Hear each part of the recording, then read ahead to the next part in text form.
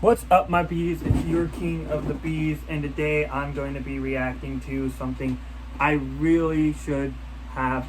Hopefully, is this on? Okay. Oh my goodness. Anyway, what was I going to say? Oh yeah, this is for a popular video of mine, and that was when I did my reaction to Paw Patrol: The Mighty movie official trailer, official trailer. So this one is from Andaull, okay? So go subscribe to him because he's an awesome creepypasta storytelling guy. This is a lost episode creepypasta called the Paw Patrol: The Last Mission, and hopefully, it's really messed up. Like, I'm pretty sure if you have heard of this one, my bees out there, then you'll. Okay, so let me just put in the name Andaull, and I'm thinking about actually, you know what? Hold on, let me see if I can real quick. Andaull, there it is. Oh no, what happened? Where'd it go? No, what the hell? Did I even spell his name right? Oh, I probably didn't. Damn it. Okay, hold up, my bees. I gotta find his name real quick. No, I'm pretty sure I did it right, didn't I? What the hell? Okay. Andaull. Oh, yeah, I knew I spelled his name right. Okay, so cartoon creepypastas. Let me find it real quick in the playlist of this. No. Where is it, damn it?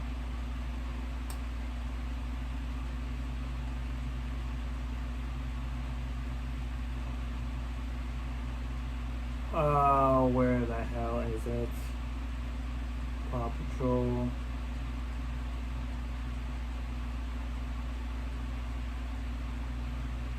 Also, just a viewer's discretion advised on this video right now. If you're a fan of Paw Patrol, then do not watch this video, please. Okay, I'm just telling you that right now. If you're a fan of Paw Patrol, do not watch this video. Oh, sorry, I meant to say Paw Patrol: The Final Mission. But if you aren't a fan, you can watch it. But if you are a fan of Paw Patrol, all of the Paw Patrol fans out there, if you're a fan of Paw Patrol, don't watch this video, okay? Because this one's I'm just telling you right now, it is fucked. It is legit. This last episode of Cartoon Creepypasta is fucked. So, just a viewer's discretion advised in this video. If you love Paw Patrol, do not watch this one. Do not watch this video of mine but if you already know that it's a lost episode and it's not real and it's not real, it's just an edited thing, then you can watch it. But if you do love Paw Patrol, then I suggest that you don't watch this video. You don't watch this video. I'm putting a warning in the description below, okay? I'm going to put a warning in the description below. If you are a fan of Paw Patrol, do not watch this video. Alright, so without that said, since I got that out of the way, because this will involve gory themes in this video.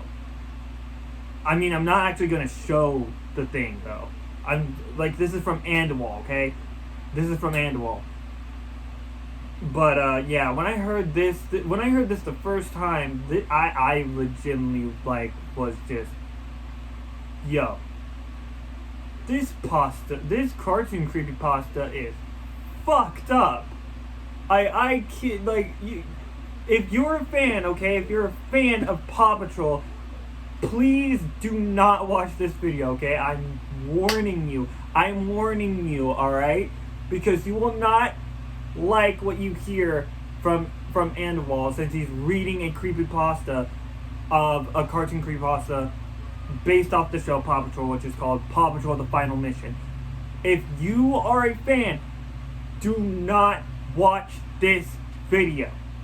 I'm just saying that right now. But if you love creepypastas, if that's your thing, you can watch this video. But if you do not like cartoon creepypastas or anything like anything related to creepypastas, do not watch this video. Okay, without that said, 3, pollen 2, pollen 1, pollen. Oh, before I hit this, there is a family friendly. Well, there is a trailer reaction of mine uploading right now, which is the Wonka official trailer, and I'm so excited that I actually got to see that trailer because it really brought me back from Willy Wonka and the Chocolate Factory. So, without the further ado, let's get straight into this. All right. So, Clarendon provides powerful. Since I got that out of the way, just viewers discretion advised. I'm gonna put that in the description below. Okay. All right. Irrelevant. Here we go. And by the way, this is from 420K views. This all was right, uploaded guys. Andaull here today, bringing you guys another video. So before we even get into what the video is about, please give me like 2 minutes at the beginning of this video to explain something to you guys. Listen through it. You guys are going to be really interested in it. I 100% swear. I promise you guys are going to be interested in this. So, with that said, we have hit 20,000 subscribers recently, guys. If you guys don't remember, back when I hit 10,000 subscribers, I said that when we hit 20,000, I would do something like dye my hair for you guys, a crazy color or something, whatever you guys want. So I basically have decided that that's what we're going to do. We're going to dye my hair a crazy color, and I'm going to give you the decisions, excuse me, I'm going to give you the decisions of the colors being blue, pink, I'm not trying purple, to compare or green. And those are all going to be up in the poll that should pop up right now in the little info bar. And now with that said, let's go ahead and tell you what this video is going to be. So the Shadow Reader, which is another YouTube channel at the moment with 13,000 subscribers, there should be a photo popping up like right about now to tell for his channel. Go to his channel, which is also going to be in the info box if you hit the I button at the top right corner. Go to his channel and subscribe. This is a pretty good story. He gave it to me to read on my channel. Oh yeah, I forgot to say, the Shadow Reader gave him this story to read. So hopefully you guys enjoy it. And I'm going to do a review of it at the end. So if you guys want to see the review, stay all the way through to the end. And with that said, let's go ahead and get right into this story. My name is Officer Michael, and I've worked with the ABPD for about 10 or so years now. It's not the most exciting job in the world, but it helps pay for the bills and put food on my table. So I can't really complain. With that being said, my job usually was never easy for me. There were days that I had to work an 18-hour shift because of all the calls that the station were getting for simple mishaps. These would include small things like cats in trees, small fires, and the occasional missing a person. Every now and then. Yep, that's not good. Like I said before, my job wasn't very exciting. However, there was one small group of puppies that honestly turned my time at work from exhausting to amazing. These group of puppies were called the Paw Patrol. Oh boy, to say that these pups were a blessing would be an understatement. These pups, at least to me, were a god sent from the heavens above. These pups chased the police dog, Marshall the fire dog, Zuma the aquatic pup, Rocky the recycling pup, Sky the air pup, and Rebel the construction pup were a big help in keeping Adventure Bay at peace. Plus, their 10-year-old leader, Ryder, was a very mature and smart kid that not only formed the group into what they are, but even made the pups base and towered. Hell, I even got the opportunity to meet the Paw Patrol in person. And let me say, they're a really great group of pups. They're well-mannered, very polite, respectful of their authorities, and they sure love to play around. I can't tell you how many times they wanted me to stay and play fetch with them.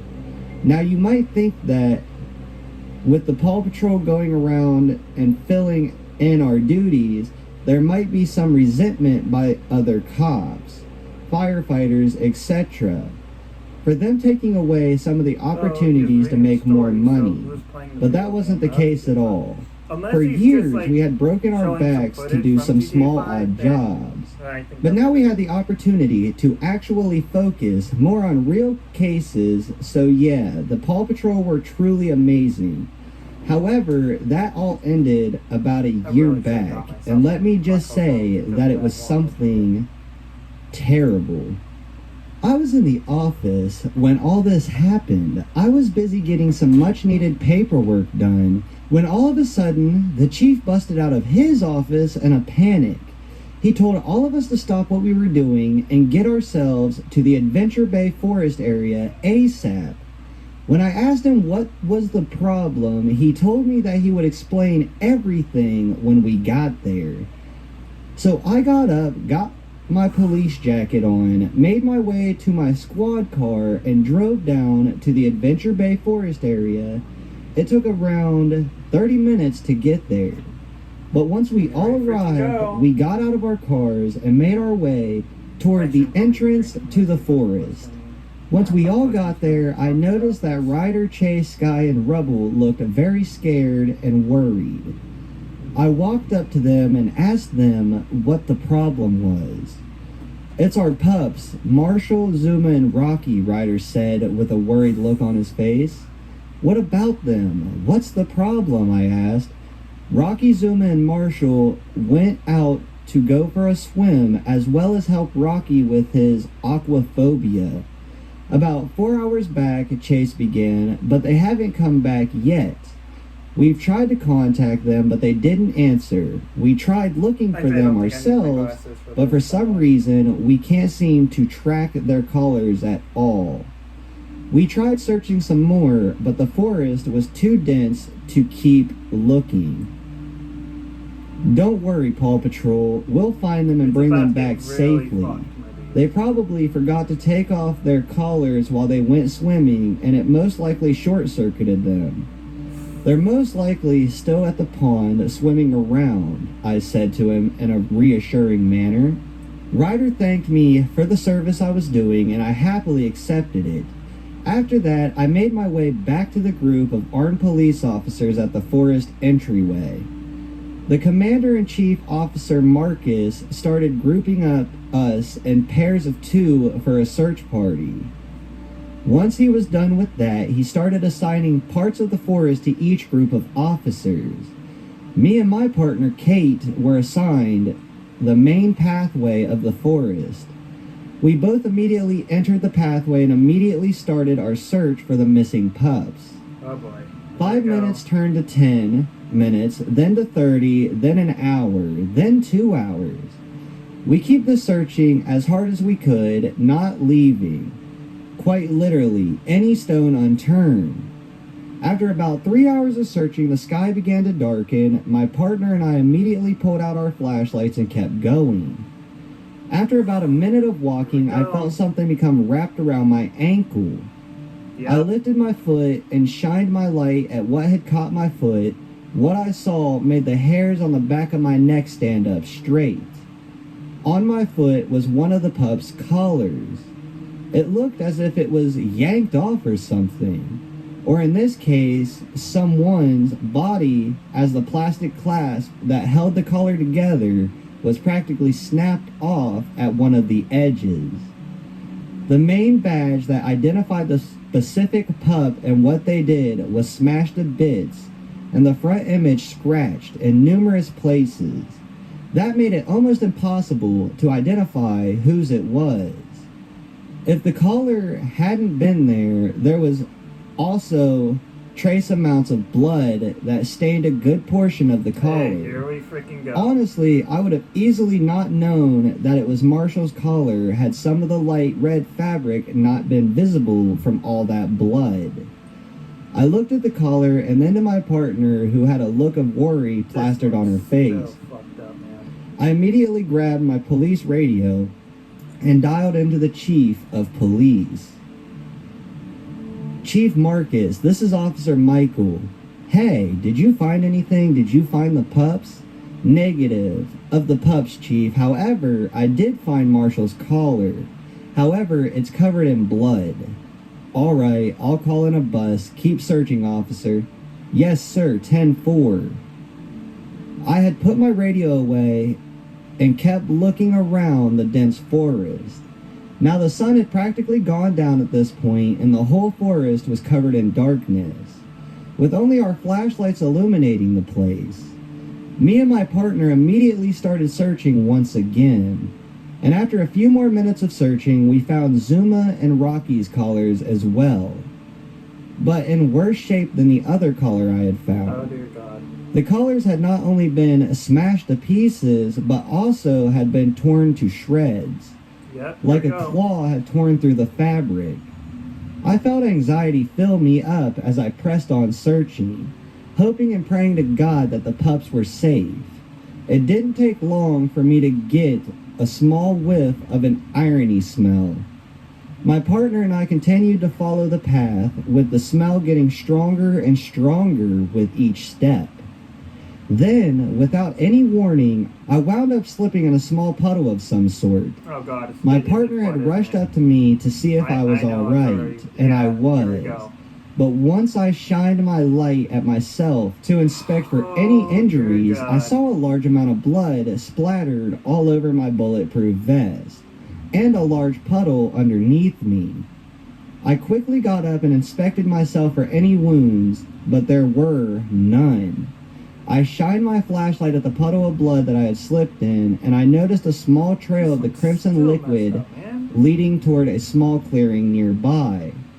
I felt hesitant to go, as I expected the worst to be there, but I knew that I had to.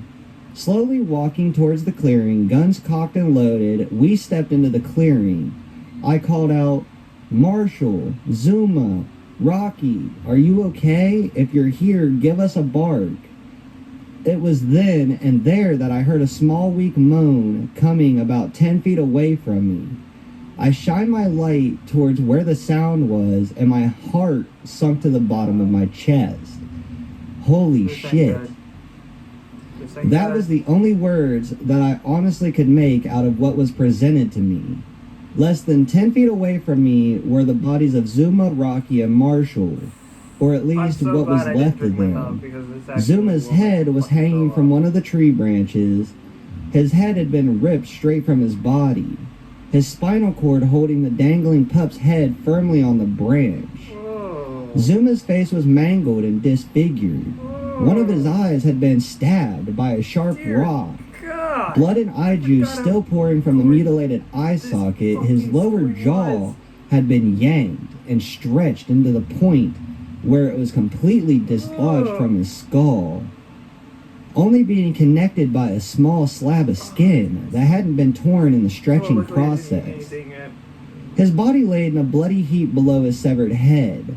Untouched and still intact, Rocky had been beaten numerous times with what I assume was a very large rock. His head being the main target of the brutal assault, Rocky's skull had completely split in half from the blunt trauma, with chunks of brain seeping out of the cracked skull. The rest of the body was covered in teeth marks, with chunks of skin and muscle tissue removed.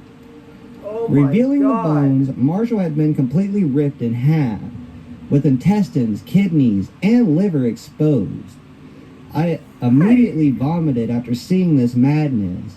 My partner immediately called for backup on her radio as I ran over towards the pups to check for any signs of life. Obviously, Zuma and Rocky were both long dead at this point. However, Marshall was a different story altogether. I had made my way towards him and went to check his pulse. To my shock and surprise, he still had one. He was also panting very heavily. I remember hearing him moan and whimper in pain as he locked eyes with me. I almost started bawling right then and there when I saw that. He was still conscious. This one's He then still whispered so to me, messed up. find my legs. I didn't want to leave his side, so I called out to my partner to go and search for his legs, which she found dumped next to a bush, and it didn't take long for an ambulance to get to where we were. Zuma and Rocky were pronounced dead on arrival, while Marshall was rushed to the ER for an emergency treatment. However, he passed away during surgery about 2 hours later. Fuck. I normally don't cry during 911 emergencies, but that day I bawled my eyes out like a baby.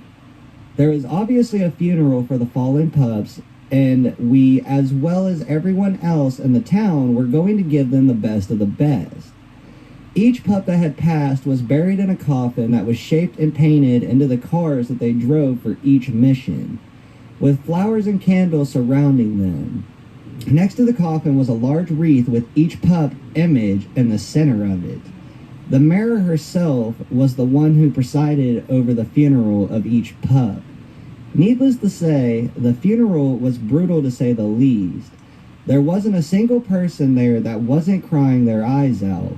Even I was bawling my eyes out. Ryder, Sky, and Rubble were devastated to say the least.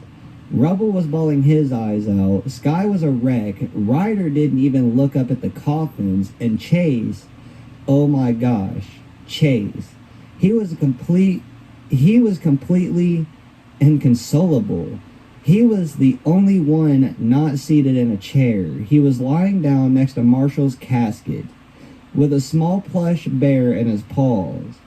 He was weeping hysterically, not bothering to leave the side of his murdered friend. Anyone that would even try to move him, he would just sob some more and embrace the coffins like it was his life support. The funeral lasted for about 2.5 hours, to say the least. Everyone, including Ryder himself, gave a very touching eulogy. They were all buried on the main hall of Adventure Bay Cemetery, with large tombstones decorated with gemstones and images of each pup inscribed on each slab of stone. The funeral concluded with each of the deceased pups getting a 12-gun salute from me and the other cops. After that day, there was a week's worth of mourning for everyone, including the rest of the Paw Patrol. I would have joined in, but I had a new case that I had to work on. The day after the funeral, I was at my desk when I was startled by a large file being slammed on my desk. It was a new case that I was going to work on. I knew exactly what it was for before I had even opened it. The rest of the day was spent trying to find suspects. However, there was very few leads. The only person that we even could have considered as a suspect was Mayor Humdinger. However, that lead wound up going cold real quick after a few questions and little evidence to back anything up. So yeah, we were pretty screwed, to say the least. Day after day, the case grew colder and colder. I myself took time to try and visit the remaining Paw Patrol gang and give condolences and treats to the pups whenever I could. Now, I know that it may seem a bit odd for me to go and visit them so often, but the Paw Patrol was like family to me. I honestly didn't have anyone to really call family, and they helped me fill that void in my life. However, all of that was torn apart after I had gotten that phone call. It was around 10:30 when my cell phone started ringing. I groggily got up and answered the phone. "Hello," I said. Please help." I was immediately woken up after hearing that scream for help. I honestly didn't know who had yelled it out, but I soon got my answer after waking up. "We need help, please. He killed blood." The line died after that. I knew that the voice was Ryder. I immediately got up, grabbed my gun, my radio, my flashlight, and ran to my car. I didn't care that I was in my pajamas. I knew that something was wrong, and I needed to get there ASAP. I got there in less than 10 minutes, and as I got out of my car, I immediately heard nothing but deafening silence.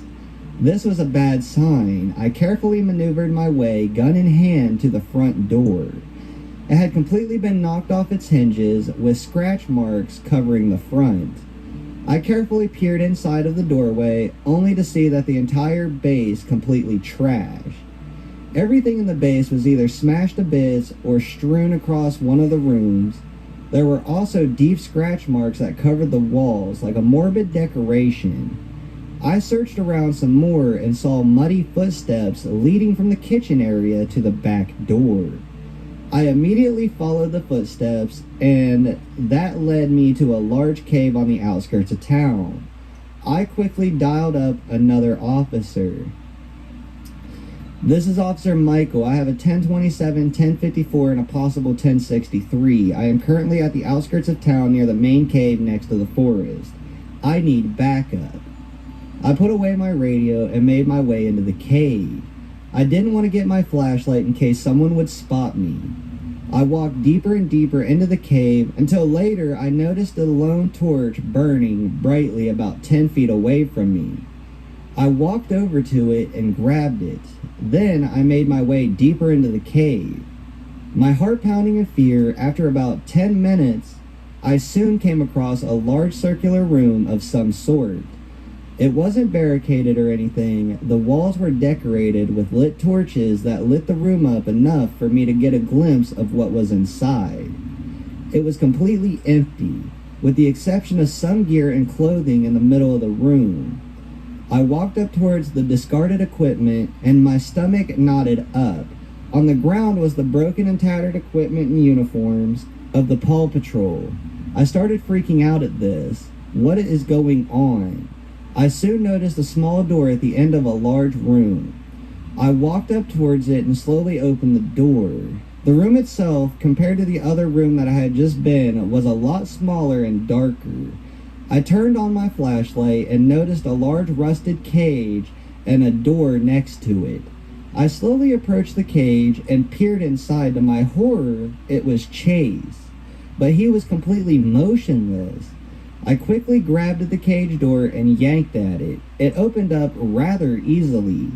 I immediately checked on Chase, and thankfully he wasn't dead or injured in any way. Oh, Jimmy John, summer damn wraps are back in you 3, 10. fucking ad. Why? I hate ads, dude. I really hate them. Because it was... Way. I wanted to just grab Chase and run out of that cave as fast as possible. But I knew that I had to find... But let the guy... let the guy finish his creepypasta story, then you just fucking interrupting him with a freaking ad. Others. I slowly grabbed at the door knob and opened it, just a crack. Oh, how I wish I hadn't. In the room, there was a large tar-like beast. It was around 7 feet tall with a twisted and lanky body. Its hands were long, blood-stained claws that warped and contorted with each passing move. The face was the worst part. It had no features whatsoever, with the exception of a large gaping maw with row after row of razor-sharp teeth. Next to that thing was the remains of Ryder, Sky, and Rubble. I couldn't contain myself anymore. I let out a small scream, which I immediately muted as soon as it started. However, it was already too late. The thing had noticed me by that time, and it let out a blood-curdling scream. I immediately slammed the door. At this point, I was already shitting myself in fear. I felt the door being rammed by that thing. I immediately grabbed Chase and started to run at full force. All the while, that demonic monstrosity of a being smashed the door down and was chasing after me, with a speed that almost matched mine. I quickly pulled out my gun and shot the thing at least 6 times. However, it didn't seem to do anything. I dropped my gun and just kept on running. I heard the thing getting closer and closer to me with each passing minute.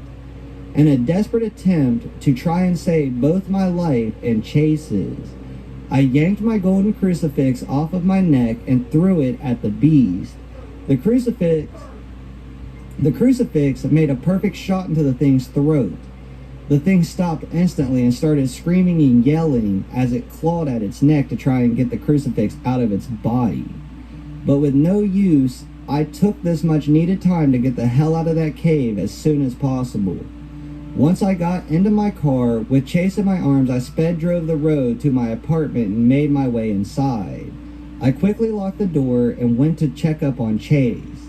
Thankfully, the only injuries he had was a few cuts and bruises, but nothing major. I immediately called up my boss and told him everything. He told me that he had already pulled up to where I had been a few minutes back. I warned them about what I had saw in there and told them to be careful. He said he would and hung up.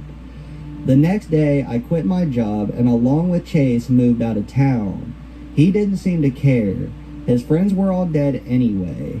I later read in the paper about the remains of Ryder and the other pups being discovered in the cave, but no beast in sight. The only thing that they found was a small, burned out gold crucifix. Alright guys, so it kind of took me a second to realize. I didn't realize he was telling that story from the angle of a character inside the show. I didn't realize at first that it took me a second to notice that. It's a really nice touch onto the creepypasta. I've never seen a creepypasta written like that, so I actually really enjoyed that he wrote the creepypasta as a character of the story. So I really like that, and I also like how he kind of like kept all the characters and kept like away from the cliche stuff. It's kind of like it's kind of like a story with a different narrative than what most other cartoon stories have. Like, hey, I went and bought this DVD off this old man, I watched it and it showed this. No, this was written from the perspective of a character in the story.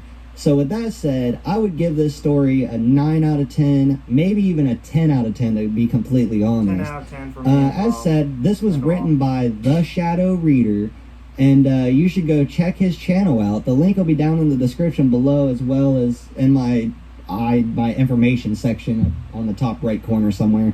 Also, be sure to go follow me on Twitter at Andaull, and go follow my Snapchat at Andaull, and also go follow my Reddit, my subreddit page, and my Discord. I've been kind of being a little bit more active inside the Discord, so I don't know, maybe you guys will enjoy that I'm there. So with that said, I will see you guys in the next video. Peace out. So there you go, guys. That was me reacting to Andaull, the Paw Patrol, the Final Mission cartoon creepypasta. It is still the most messed up thing that I could ever see again.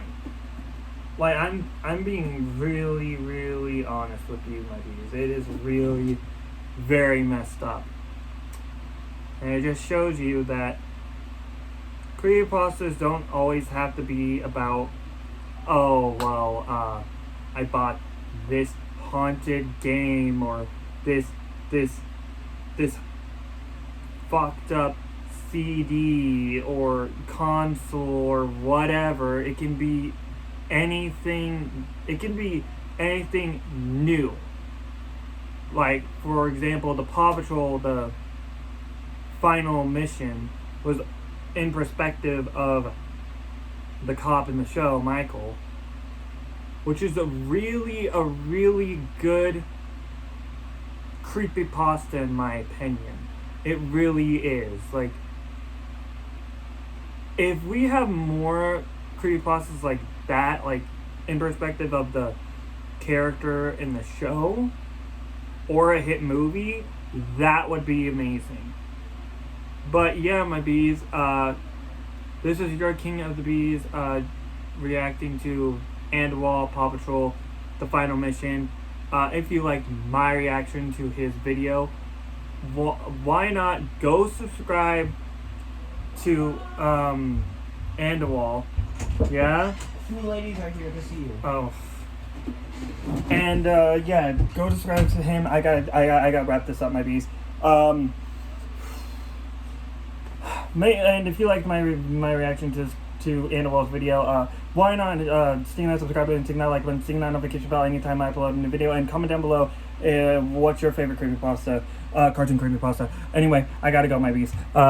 Till next time, this is your King of the Bees off this reaction video, and stay brave and humble, my bees.